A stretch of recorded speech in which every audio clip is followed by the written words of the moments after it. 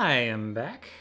Wow, that volume spiked so loud at the start. I don't. Anyway, let me know as usual if the music volume is like a little too low now. I'll probably adjust it a tiny bit more.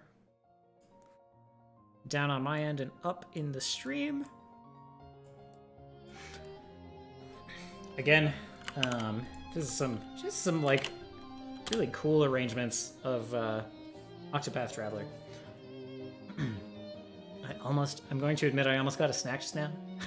I was like, I feel like this.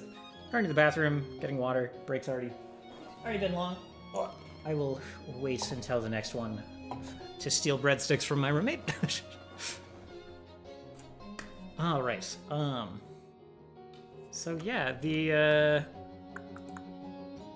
not to bring too much attention to the most energy-consuming part of the stream, but the request queue is now open and everything. And other than that, we're just gonna work on some overland travel stuff. That's what's on my docket. And to start with, we're just gonna roll some encounters. As we do, we're gonna roll some watch checks, which is very easy to do. It's 4 clicks for a day. 4 clicks for like 3 hexes, basically. It's like first hex, second hex, third hex, and then like night of the third hex. So kind of like the overnight watch.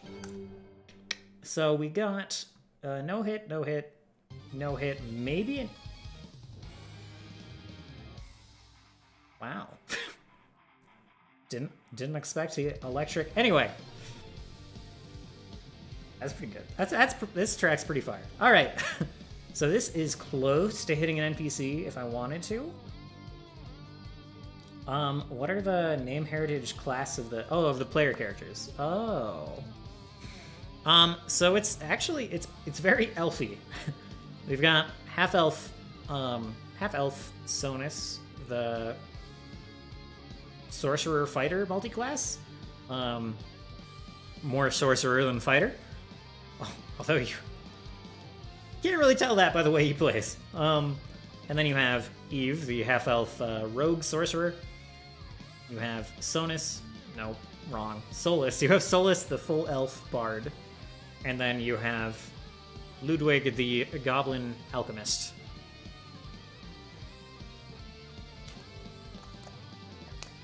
I should make a command for that, huh? So let's see. Spelling of the names. Yeah.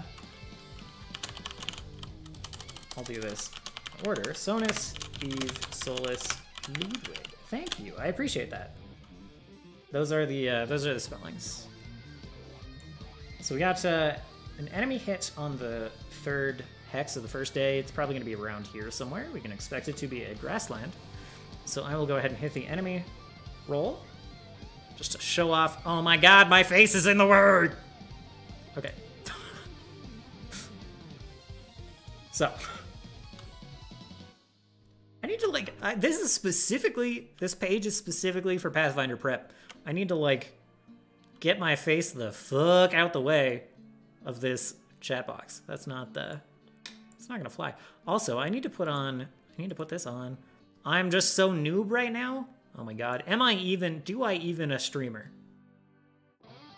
Let's move this over too. And then hide that. Alright. That's good. That's better. Sorry, I missed the heritage in class. Oh yeah, that's fine. Eve is a half-elf rogue sorcerer. Sonus, half-elf sorcerer fighter. Although Sonus is like basically like this doesn't matter for the heritage list, but he's very culturally human. So that's like kind of a cool thing, I think. So I love this soundtrack. This is way too exciting for what I'm doing right now, but I love the soundtrack of Octopath. No, Solus is Elf Bard. They just have similar names. Obviously. So I may have even mixed that up myself. I apologize. Anyway. So yeah, they're gonna hit Grassland is what they're gonna hit here. Oh wait, yeah, local encounter type. So this either... Alright, let's explain these a little bit. These are like heavily scripted rolls. Like auto rolls that I have set up in Roll20. And it's just like... Every time I roll a watch check with this spyglass, this telescope button, it rolls for an enemy, which hits an enemy on an 18, 19, or 20. Sometimes I'll hit an enemy on, like, if they're in a dangerous place, I'll say that a 16 and a 17 are a hit, or if they're, like, around Eden, I'll say that only a 19 and a 20 are a hit. I just adjust it on the fly. In this case, I'm not going to adjust it because there's going to be extra scripted encounters with scout patrols. So,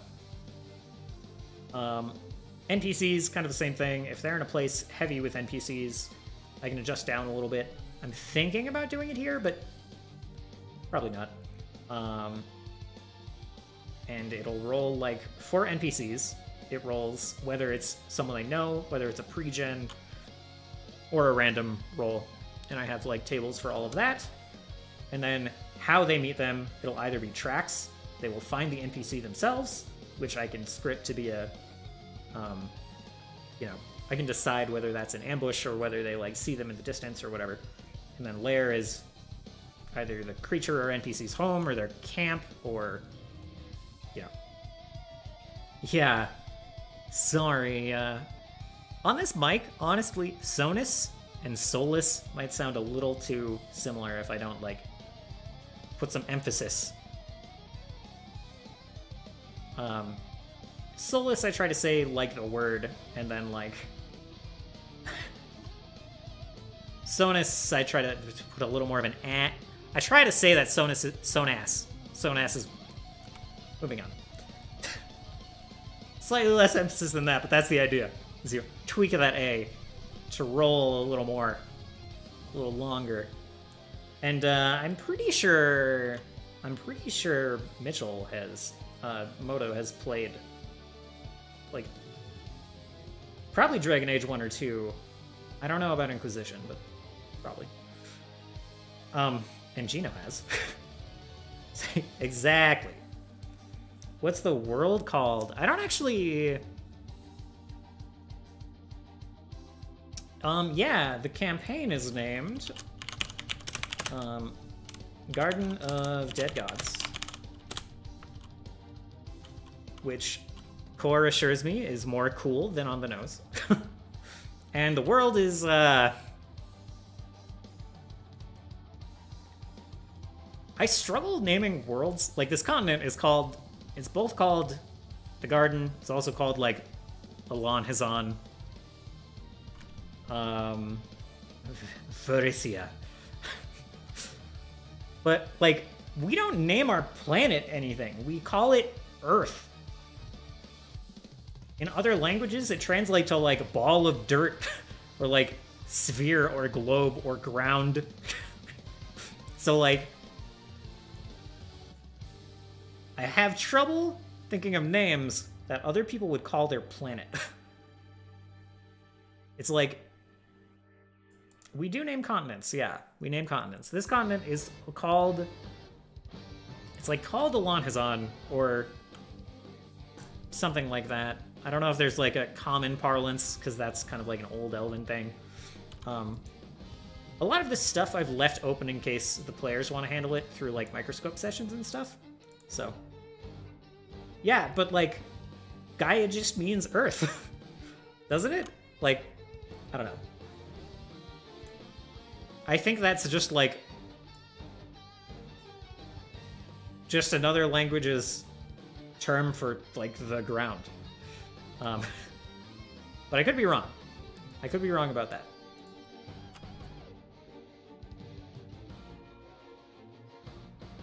What was I doing? So, yeah, I was going through this. I think I covered all these rolls. When I roll the encounter table, like, I just have this command panel. Oh, the Greek goddess of earth and life. Okay. That's more fair. That's more fair. Yeah, Romanized version was Terra. Okay. Yeah, I will, yeah.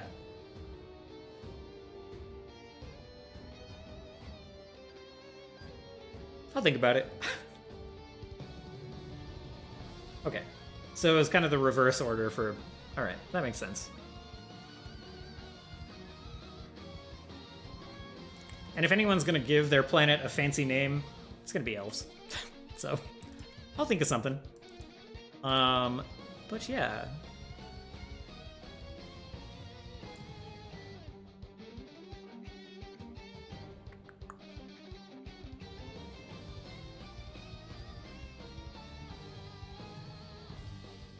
Could just be Elvish for garden.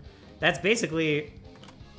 Moto has taken over a lot of the elf culturist stuff, and he's basically taken a lot of the languages, like, simplified, why am I...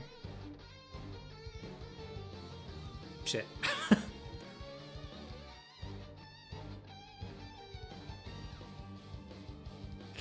I'm just blanking real hard. Like, Sanskrit? But the not script. The language. Or maybe it's Hebrew. Maybe it's just Hebrew. Oh, shit. Whatever. I'll look at it later. But Ilan Hazan is like garden of something? Basically? Or something garden, sacred garden, maybe? Or, no, it's got something to do with the great tree. But I'm blanking, so. Anyway, so this part right here, this tells me that we're rolling for a local encounter instead of a global. The difference, oh, ghouls, that's interesting. The difference here is just that a local encounter is more limited, obviously. Like, you pick the closest environment to where you're at. The global encounter is kind of a more wild table. Like, that's the anything can happen table. That's the table that has angels, or like where you can run into a crocodile in the middle of the desert.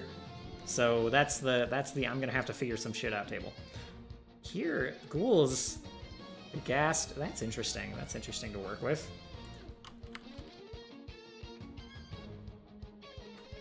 Huh. Like, if they travel more this way, this makes a lot of sense. Yeah, okay. I know, yeah, okay. Okay. I am more ignorant on the subject than he is. Like, 100%. Hence my deferral and my desire to go look at notes before I make a complete fool of myself. But yeah,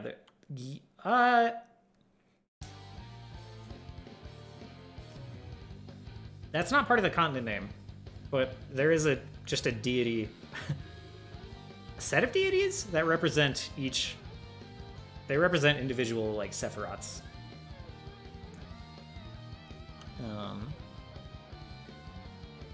Which we may run into soon, or one of them.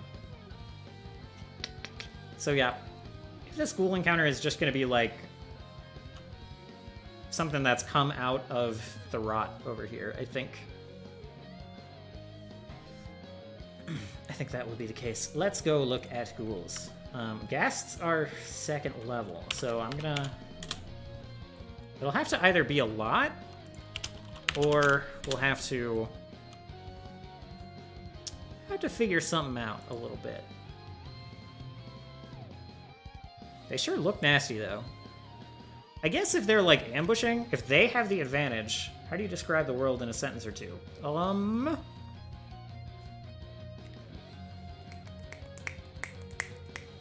Let's see.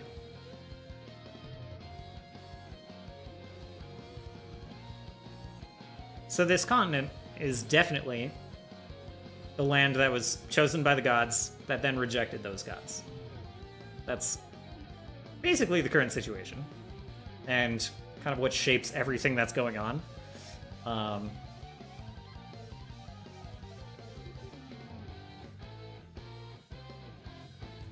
Describing the whole world in a couple of sentences might be harder, but that's what's currently the deal with the campaign and all the surrounding area. Let's see. Let's zoom in on this a little bit so y'all can see it.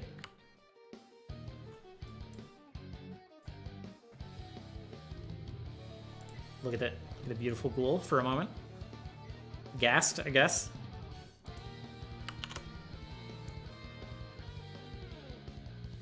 So, how high is their stealth? Plus 10's not bad. Plus 10's not bad.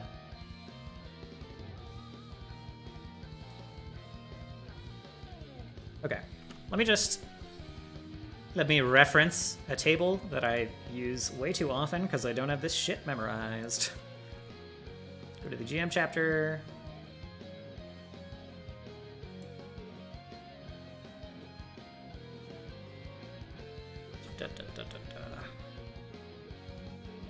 This music is so good. Not to harp on it, but man. Okay, so the XP budget and the creature's XP and roll. Like, I need to make this shit my wallpaper on my computer. This would be... I was gonna say it would be front center in my DM screen, but I think, you know, it would be like upper left. A corner where it's easily accessible and I know right where it is, but not, you know. Anyway, so, level 2, that's -3.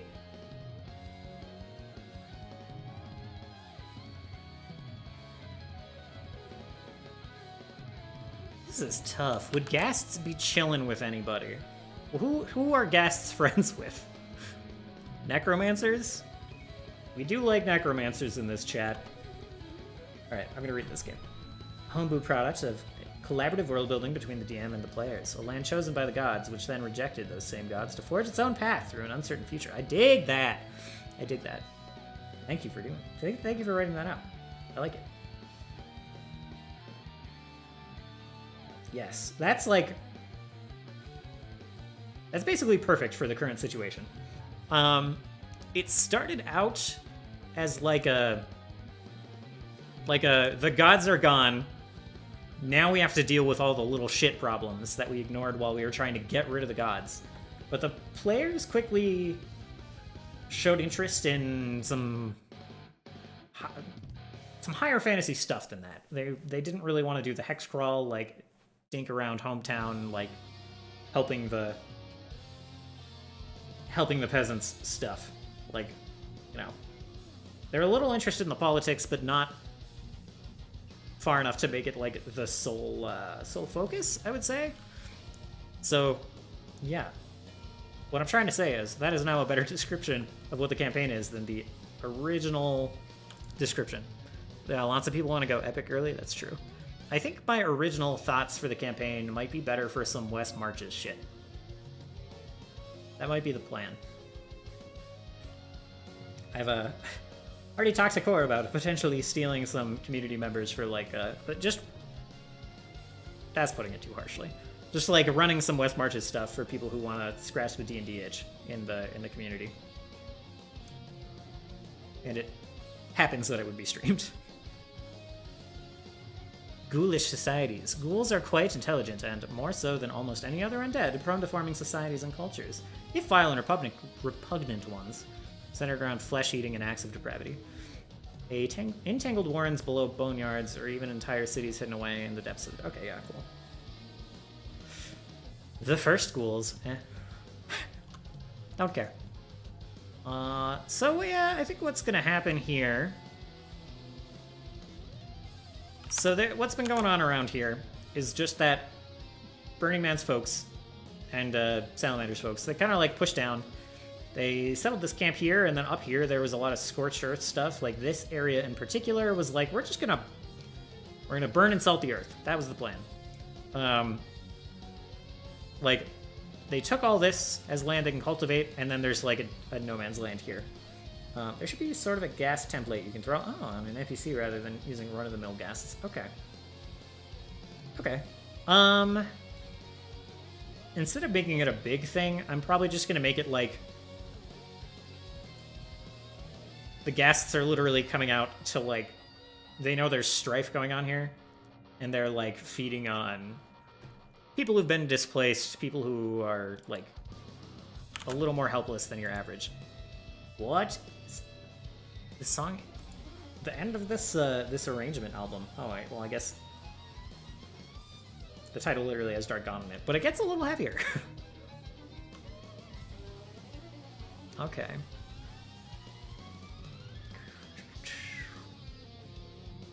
Turn a living creature into a ghoul by completing the following steps. When creating a ghast, make sure you have a scene where someone has their flesh eaten by a ghast they knew in life. I could do that.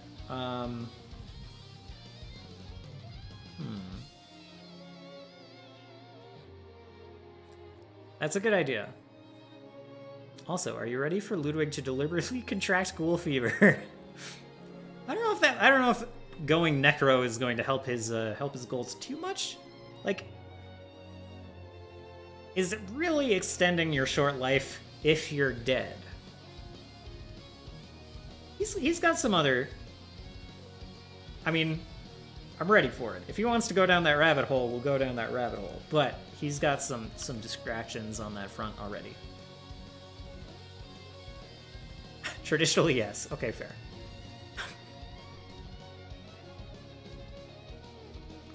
You're not wrong. He's looking for, like, less of a selfish thing and more of a, this will solve it for everyone. Like, all, you know, he wants to improve his species. So, I don't know if this... You'd have to get to a place to be like, this is just a better form for everyone. This is an improvement.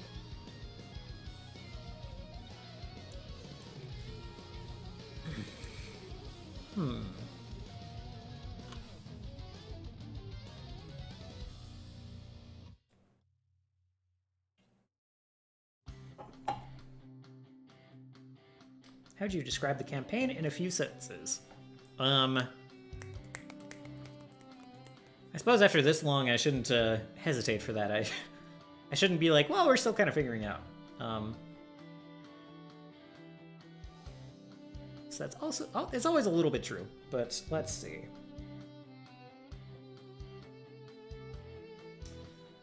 I'm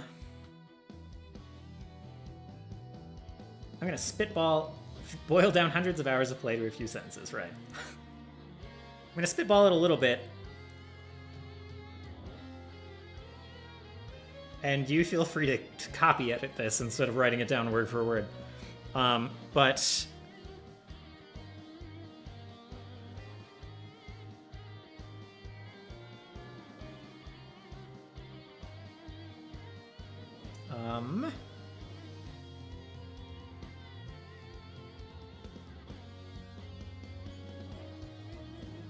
Hello, Cody. Welcome. I mean, Windowby. I should get out of the habit of just instantly doxing everyone's first name when they come in. I mean, it's fine for Cam. Cam is in for the long haul on everyone just knowing his name. Lancey.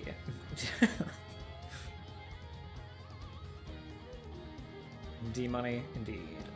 So... Describing the campaign in a few sentences. It's like... I'm probably trying to go for the one-liner too much for this, but it's like...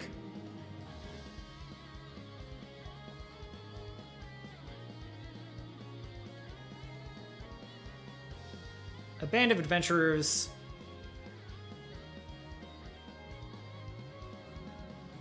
trying to decide the fate of the greatest city, while...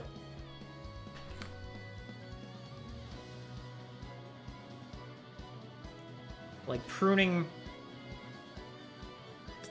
the new divinities that threaten it. Like, that's kind of the point of what's going on right now. Like, they're trying to have a say in the direction of the city. Like, As one, trying to push it in a good direction, or what they deem to be a good direction. And they are trying to do this while taking out these, like, fake gods that are popping up and trying to, you know, use the gap that the old gods left for their own benefit.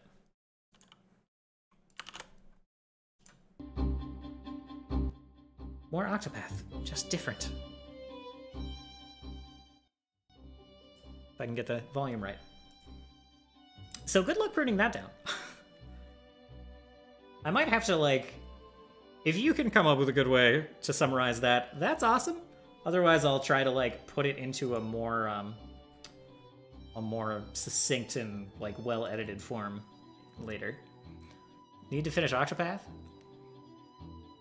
Me too, kind of. Like, I didn't finish it, but if the soundtrack is the best part of the game, I can kind of... The soundtrack doesn't... It's a fine game. It's a mechanically fine game, and I don't like any of the story content that much. Like, it kind of bugs me that the characters don't interact that much. Yeah, Eden, correct. So I go back and forth. Like, I enjoy the systems enough that I can, like, push through it, but I get distracted very easily. It doesn't have the push-pull of, like, I like the story and I like the combat. It's like, I just like the combat mostly and the soundtrack. So, it's, like, a little hard to push through sometimes.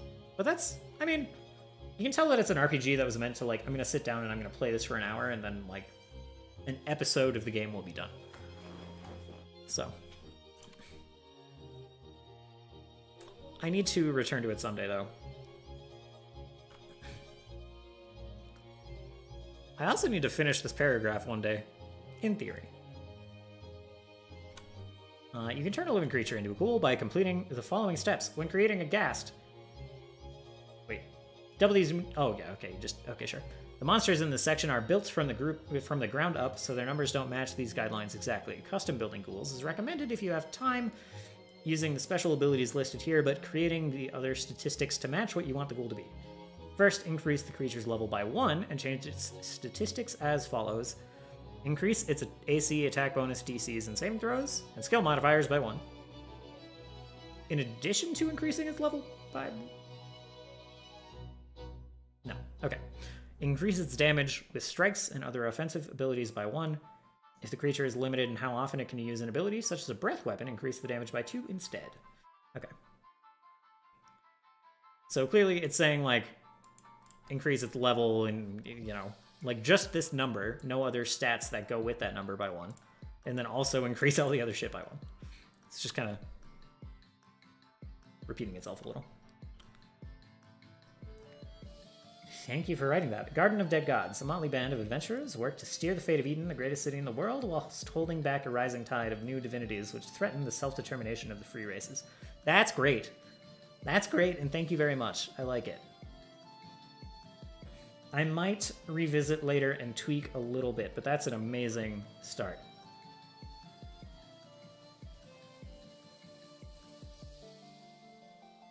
I like that a lot. Thank you.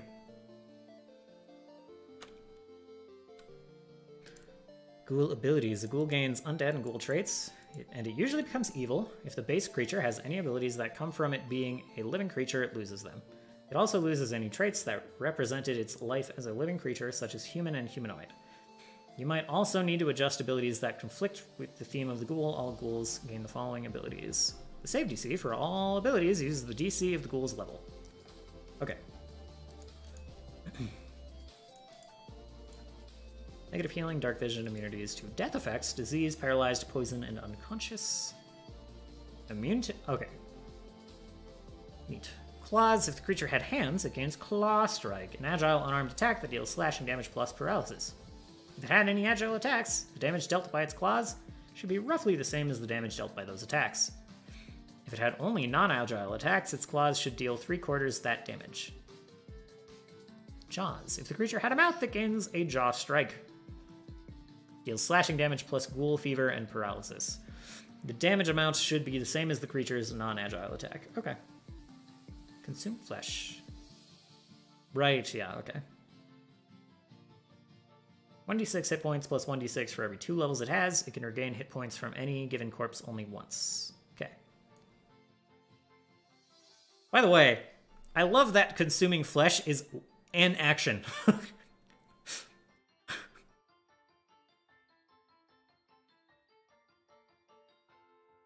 Is not particularly distracted by eating this corpse. Because he's just like taking a chomp out of an arm or a jugular. Alright. Cool fever. Carrier has no effect. Oh, these are days. 2d6 negative damage and regains half as many hit points from all healing. Stage 3 as same as stage 2, stage 4. 2d6 negative damage and gains no benefit from healing. Stage 5 as stage 4. Stage 6 dead! And rises as a ghoul the next midnight. Alright. It's just a disease, so like regular medical checks will save, right? Paralysis, incapacitation, occult, necromancy. Any living non-elf creature, non-elf. Wow. Hit by a ghoul's attacks must succeed at a fortitude save or become paralyzed. It can attempt a new save at the end of each of its turns, and the DC cumulatively decreases by 1 on each save. Swift Leap. Move. The ghoul jumps up to half its speed. The movement doesn't trigger reactions. Doesn't trigger reactions. That's why it's good. Okay. So you can jump around between party members.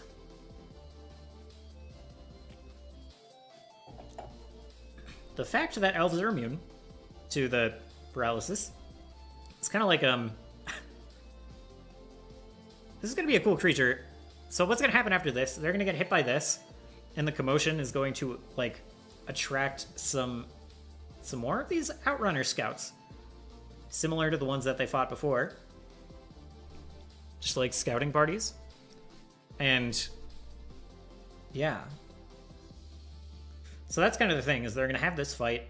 The, like, commotion is going to attract those Outrunners, and they're going to have to evade or fight those Outrunners with, like, reduced resources is kind of the plan. So, like, even better if they contract a disease. Although, this is not, like, an extremely immediate thing. So, there is that. Let's read Ghast abilities. Stench. Aura, olfactory. 10 feet. A creature entering the area of, or starting its turn in the aura, must succeed at a fortitude save. DC based on the monster's level, or become sickened. 1. Plus slowed 1 as long as it's sickened on a critical failure. Great! While within the aura, the creature takes a -2 circumstance penalty to saves against disease and to recover from the sickened condition. A creature that succeeds at its save is temporarily immune for 1 minute. That's pretty long. Claws and Jaws. As Ghoul, but apply Ghast Fever instead of Ghoul Fever. Ghast Fever. Stage 1. It's all basically the same except 3d8s instead of 2d6. Okay. Paralysis. Oh, but elves are not immune. That's great. That's perfect. All right. So let's see.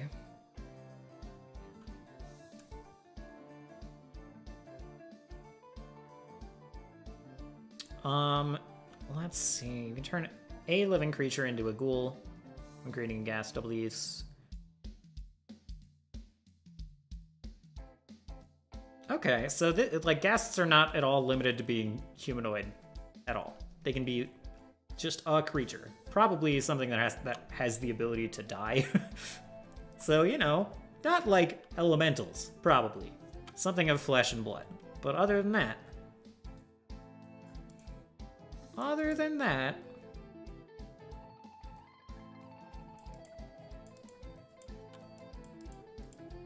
all right. So let's try something. Throw a cool dog. They're gonna be pissed. So let's roll something that would come out of the swamp. Let's see. Let's click the swamp button a few times and see See if we can find something interesting. Give it wings and fire breath. That'll be it. They're gonna face increasingly dragon-like hellhounds that just they're not called dragons. They're not lizards. They're dogs. But you know, they'll get bigger and bigger until they fight like a Cerberus with all of the dragon traits. All right, let's see. Spider. Fucking giant tarantula. They would be upset if a gas tarantula came out. A hunting spider, a level 3 hunting spider. Let me take a look at this table. A ghastly hunting spider would be level 3. So that would be like, if we did like 3 ghasts and 2 spiders. Spider ghoul is actually a terrifying concept? Yeah. I'm thinking that's true. So a level 1 hunting spider would go up to level 3. What did I just say? 3 ghasts would be like 45, plus 2 of these would be... So 85? We got a little room there. Got a little room. That would be a moderate encounter. I kind of want a severe encounter.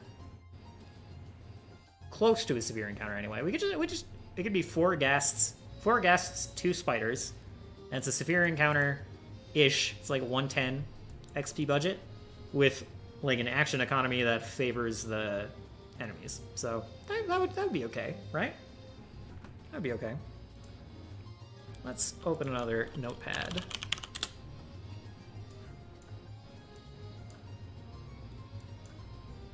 So like 2. No, wait, hold on. 4 Regoghasts. No, we're gonna keep that, sorry. 4 Regoghasts, 15 XP each. Wait. Yeah. So that's 60 total. 2 ghast spiders, hunting spiders. 20 XP each, 40 total. Wait.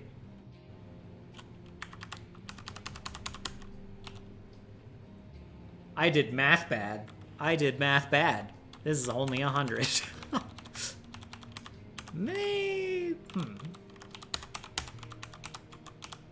Because, like, the paralysis and everything is pretty spider-like anyway, yeah, but instead of being wrapped in a web to be eaten, it's being wrapped up until the fever takes you and you wake up as a ghoul. Yeah, that's pretty good. God, I almost like the setup. 5 gas? 3 and 3. I don't know if I like 3 and 3. I like that it's a couple of spiders hanging out with like a bunch of ghasts. So this is only 100. We'll just do 5. Hello, Dan. Welcome. How are you doing? And how was last time I spoke to you? You were headed off to lurk and play some D&D. So how did that go? How did your session go? I think I like this. So that's like 115. Again, this puts it pretty close to this here XP budget of severe. D&D went well. I am happy to hear that. It is Cam and Sam. It's so good to be true. It's almost a scam. We're just gonna leave that there.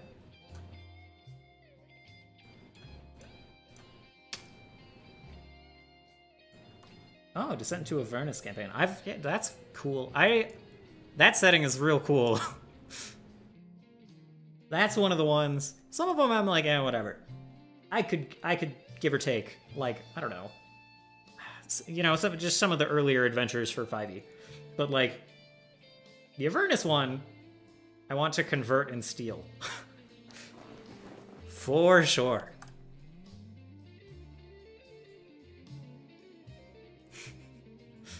Yeah, Baldur's Gate 3 is going to be hype and fun. We will probably play that on here when it comes out, not to plan wildly ahead of time. I don't even know what I'm doing this weekend. Yeah, nice conductor badge. I didn't even notice that. That's awesome. Congrats on that. All right, So let's build this. Wrath of the Righteous.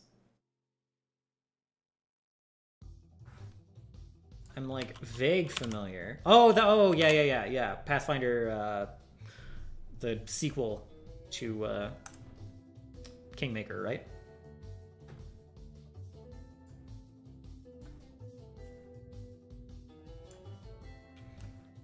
Yeah, that would be fun. That's gonna take some fucking time. Like, 1 to come out, 2 to get through it. Oh, thank you, Lynn. And congratulations on the gift sub, Cody. You can enjoy my really janky emote. My barely meets quality standards for Twitch emote. My sad emote that needs a little bit of adjustment.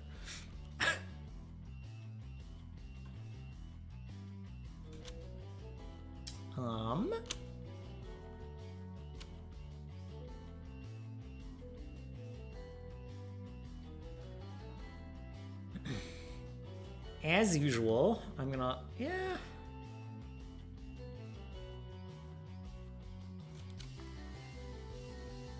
I think there's like I have so many, like, just saved on Reddit, I have so many maps and stuff. For just like random like hill encounters and wilderness encounters, so like, I don't know if I want to again Google through, or not Google, but search through here and yeah, we'll see. Just brass.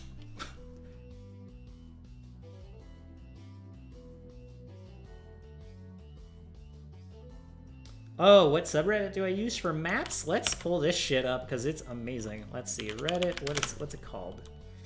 Oh my gosh, what's that? Oh, thank you for the follow. But a little bit far outside of this. And what programs I use for map making. Yeah, our world building is great. Nice! That's what I'm talking about. Dan, I didn't. I found someone through there that I almost commissioned for my favorite D&D character, who's just a cleric of the storms. He was wonderful. Very devoted to Leviathan. He was fantastic. I use, for my map making, I use Wonder Draft. Now, I used to use what's it fucking... Incarnate. I used to use Incarnate, and Incarnate's fine. It's good. I feel like Wonder Draft is easier and more powerful, but I will throw Incarnate. Wonder Draft has a better free version. Incarnate's a little janky, but it's still like it's probably easier to get something out of Incarnate.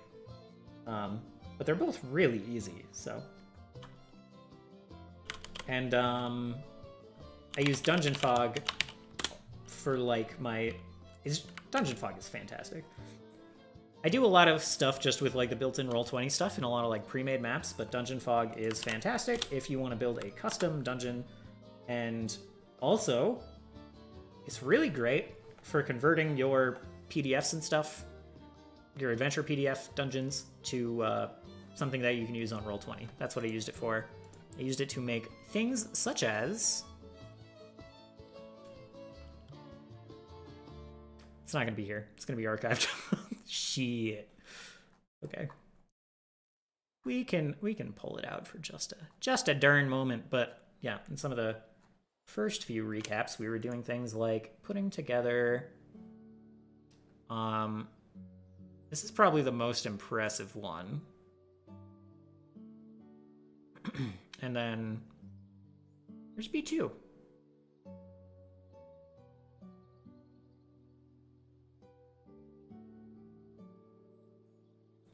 Fine. Did it go to the front? It went to the back, and I'm a dummy. Or here's B2. I didn't ever... All right. So, like, Dungeon Fog is what I used to copy this from the adventure against the Cult of the Reptile God, from PDF to something that looks kind of like the PDF, all of this is like pixel perfect. And then this shit is a little avant-garde. When you get to the twisty caverns, just make it up. Just make it kind of close. That's my advice there. But yeah, and then, you know, Roll20. It's got all that dynamic lighting in here that I can't show off without player tokens, but, you know. Dungeon Fog is great for just quickly throwing out all this. Oh yeah, here, you know. We just borrow this. It's gonna be real laggy, this zoomed out and being the DM, but it's fine. It's great. Let's get out of there. Let's move on. The map is laggy. It wasn't bad to play in, but like zooming out, being the DM, giving it less than 5 minutes to load and chill the fuck out. It's a bit sluggish. So yeah, Dungeon Fog. It's great. It's great for that. When you need something that matches kind of what exists somewhere else, that's good for it. It's a little easier to use than like the cave tiles and stuff in Roll20. Holy fuck! Thank you, Cam.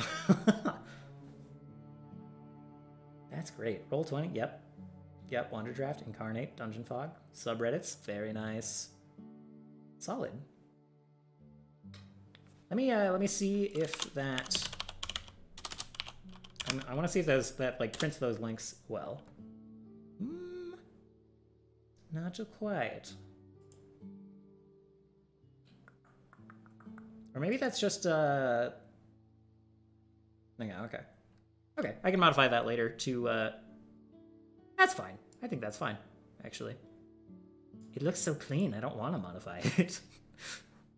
Anyway, thank you for doing that. That's awesome. You are straight up, like, sidekick tonight. Thank you. Pro mod. I was doing something with ghasts?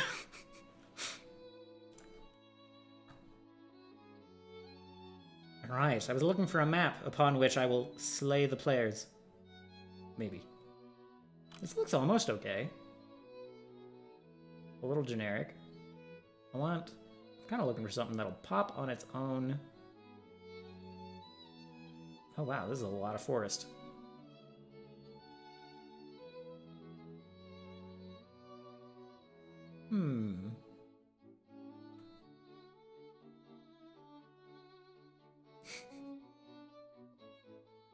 I'm sorry. You don't have to modify it. I can go in and like do it in the easier place. It's close, but it doesn't, yeah. It's a little picky about some of the characters and stuff. Okay, not quite what I'm looking for. Hills, maybe?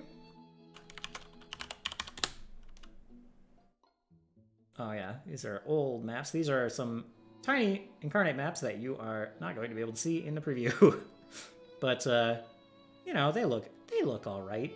They look all right.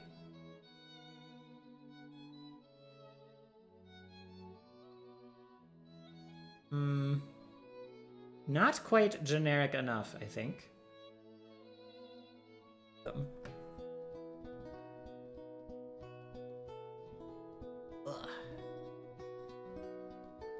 We are doing the Pathfinder prep as we usually do on Tuesdays. Also, I'm really excited to be in Minnesota Hangout. That's coming up. I guess it's still like 3 weeks, but it seems really close.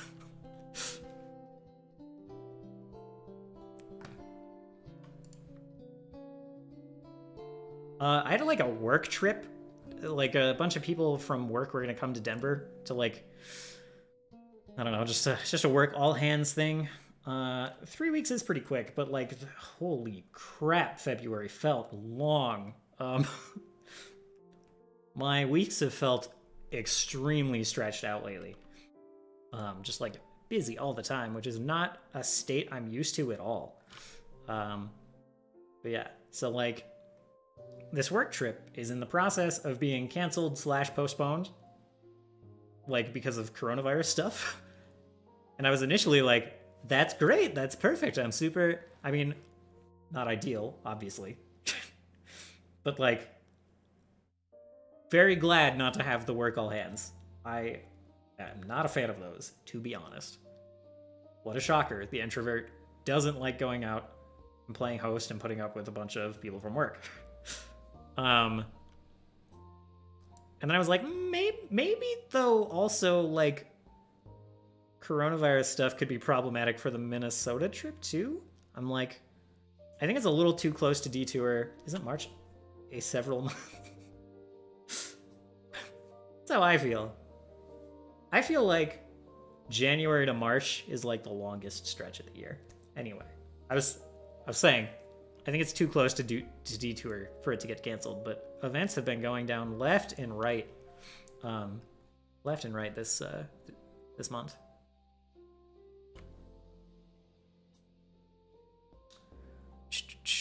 What was I doing? I'm gonna try to tint this. I think last time we discovered that, like, this was perfect for night, question mark? That's okay. Yeah, that works. That's good for night. That'll work. So we have some grass-ass grass. We have succeeded in finding the grass. Time plays havoc with us all. That is true. So I'm just gonna throw some bedrolls on the ground.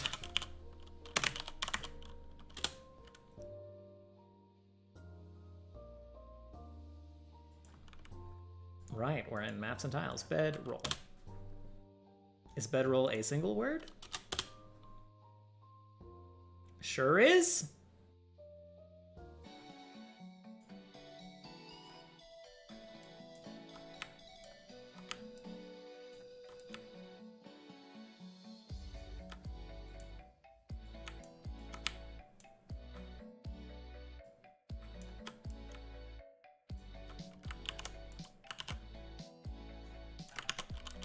See if there's a plain-ass sack.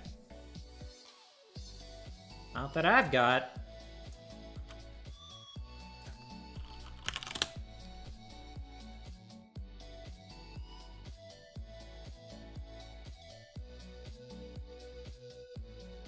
Really? Let's see, what's here? That should do? Yes? Yes.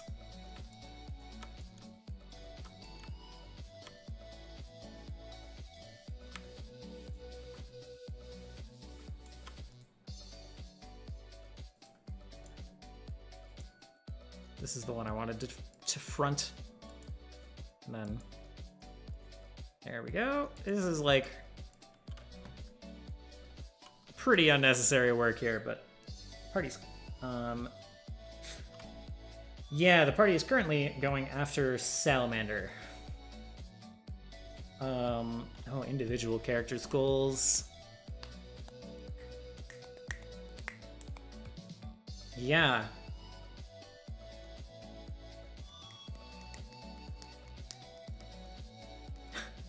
So Eve's goal is to just kind of make problems for the council.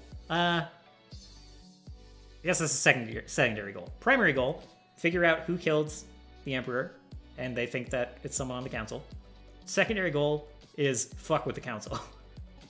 Sonus's primary goal, as well, is to fuck with Councilor...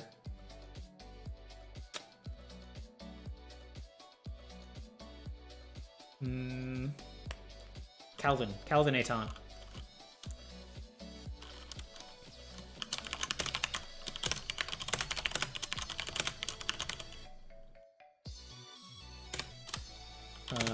Calvin Eton was suspected of, like, suspected of framing Sonus for murder.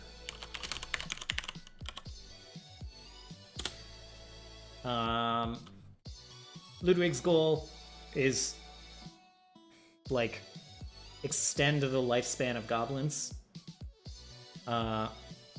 Solus's goal is to protect Eden from some other idiot coming back with Salamander's head. Like, primarily scared that someone else is gonna kill Salamander, take the throne, and fuck everything up.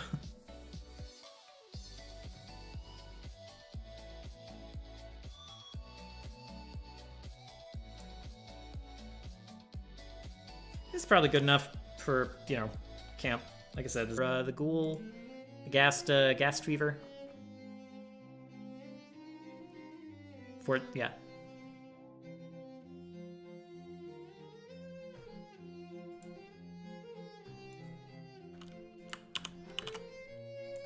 We're also going to do the typical, just toss the links right at the start in case I need to reference something.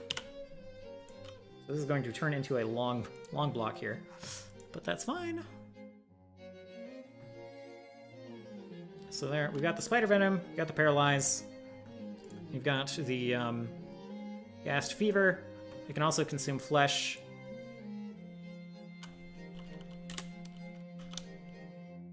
We have the Swift Leap.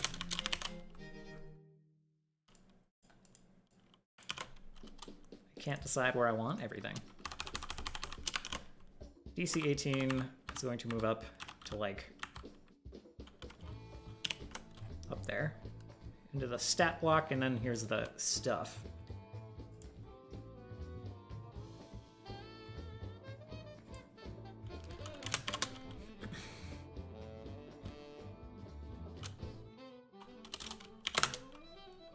The side arrow is my emulation of the action symbol, because their actions... Well, can I just copy this? I believe I've been told that that's piracy if you're not actually publishing it. But I think it is like a... I think you need the font. Yeah, okay. You need, like, the font. Anyway.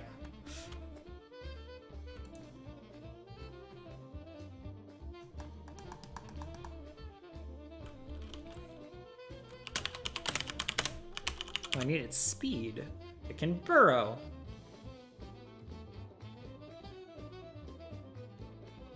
Oh, the spiders are totally gonna burrow under. Oh, yeah. That's good. Spiders are gonna burrow behind while these guys are, like, coming from the one direction.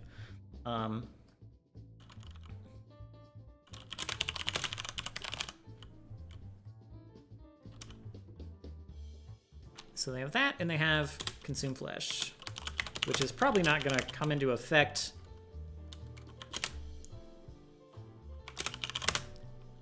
Heal 3d8?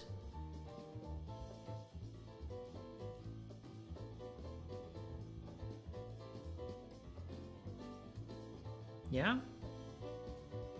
Oh, no, it's just... Okay. No, it'll be 3d6. 1d6 plus 1d6. Yeah, okay.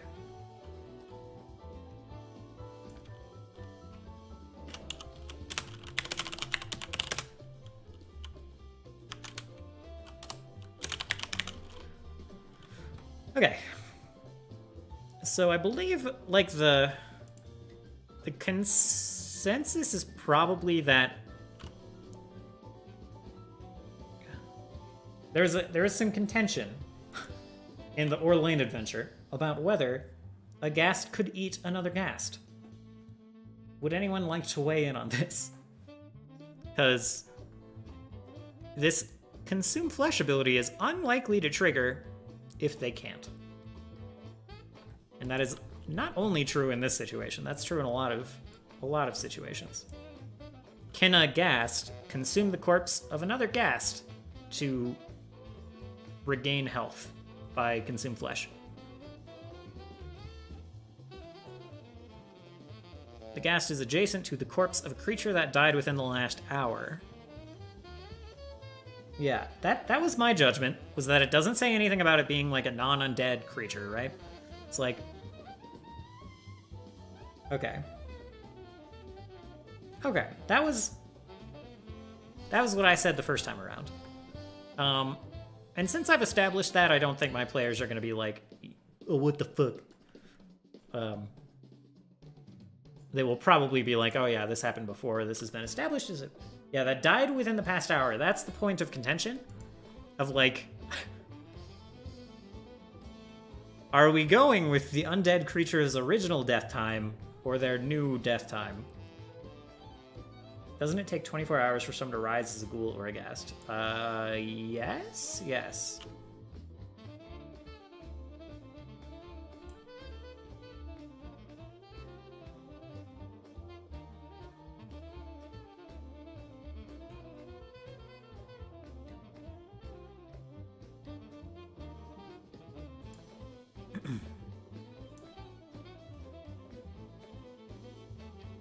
Don't think an undead creature dies again. Okay. Like, I'm willing to accept that flavor, I think. But mechanically, I don't think this move... Like, mechanically, they definitely do.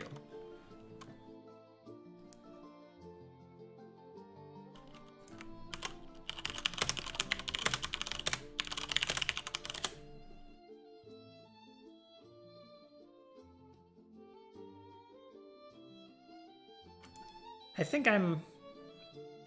I'm with you, though.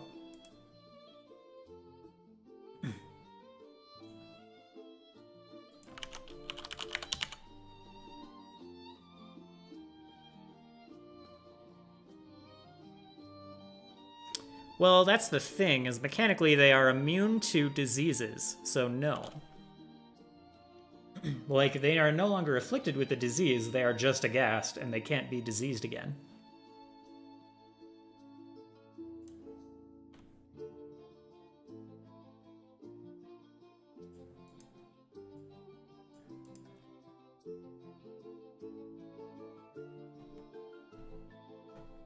Let us look at the undead trait. Let's see if, once living, these creatures were infused after death with negative energy and soul-corrupting evil magic. When reduced to 0 hit points, an undead creature is destroyed. Okay.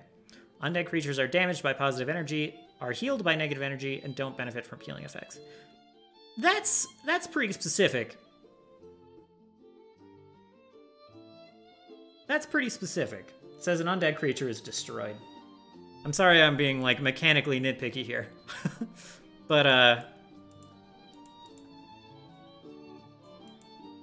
okay.